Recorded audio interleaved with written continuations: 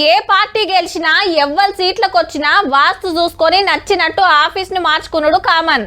అంతా సర్కార్ పైకమేనాయే, ఏదంటే అది వస్తుంది. కొందరైతే కొత్త బంగ్లాలే కట్టించుకుంటే కొందరు కొత్త బండ్లు తీసుకుంటారు. గీ వార్త కూడా గసొంటిదే, కాకుంటే ఫోటోలకు సంబంధించింది. ఢిల్లీ అసెంబ్లీలా ఫోటోల పంచాది ఉట్టి రచ్చ రచ్చ అయితాంది. ఆఖరికి ఆప్ పార్టీ ఎమ్మెల్యేలను సస్పెండ్ చేసి అసెంబ్లీ పోలీసులతోటి బయటికి గుంజుకోబోయే కథ అయింది. గడబడేందంటే సీఎం సీట్ వెనకాల ఇటు అంబేద్కర్ ఇటు భగత్ సింగ్ ఫోటో ఉంటుండే.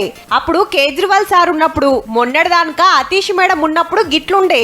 అయితే బీజేపీ గవర్నమెంట్ రాగానే అంబేద్కర్ భగత్ సింగ్ ఫోటోలు తీసేసి ఇటు రాష్ట్రపతి ముర్ము అటు ప్రధాని మోడీ నడిమిట్లా గాంధీ ఫోటోలు పెట్టిండ్రు. మంత్రులు కూడా సేమ్ గిట్లనే మార్చేసిండ్రు. చల్, రాజ్యాంగం రాసిన అంబేద్కర్ కు తెల్లోళ్ళ మీద కొట్లాడిన భగత్ సింగ్ కు అవమానం చేసిండ్రని చీపురు పాటోళ్ళు లడాయి అందుకురన్నట్టు. कि नरेंद्र मोदी जी बाबा साहब अंबेडकर से भी बड़े हैं, क्या उन्हें लगता है?